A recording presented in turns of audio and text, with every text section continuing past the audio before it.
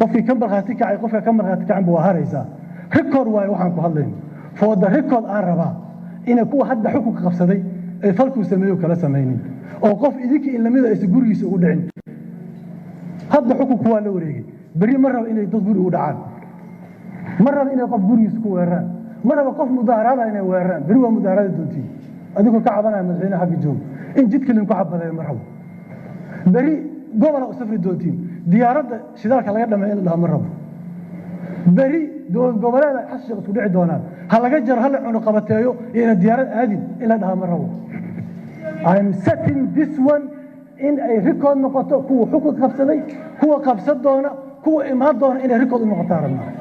haddaad ogolaataan xildhibaano iyo haddaad ogolaanin this is your conscious this is your damiirkaaga laakiin cabdiraxmaan cashuur warsamaa la yidhahdaa waxaan u hadlayo waa xaq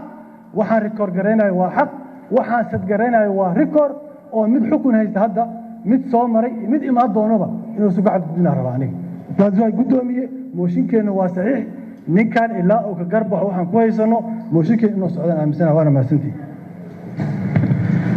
xildhibaanada sharaf guud ahaan xildhibaanada fadhiya 157 xildhibaan waxaa diiday 4 xildhibaan waxaa ka aamustay 7 xildhibaan waxaa ogolaatay 146 sidaa daraaddeed ajintaa waa ansax sidiisana ku soconayna saad ogtiin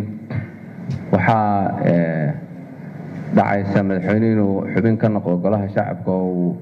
toos ugu biiri karo fadhiga golaha howlka bismillaahi araxmaan raxiim waxaan ku bilaabayaa magaca ilaahay waxaan ku dhaaranayaa magaca ilaahay inaan xilkayga u guto si daacad ah oo ay ku jirto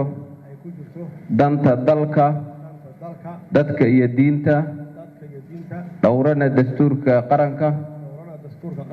iyo shuruucda kale dalka u taala wabillahi tawfiiq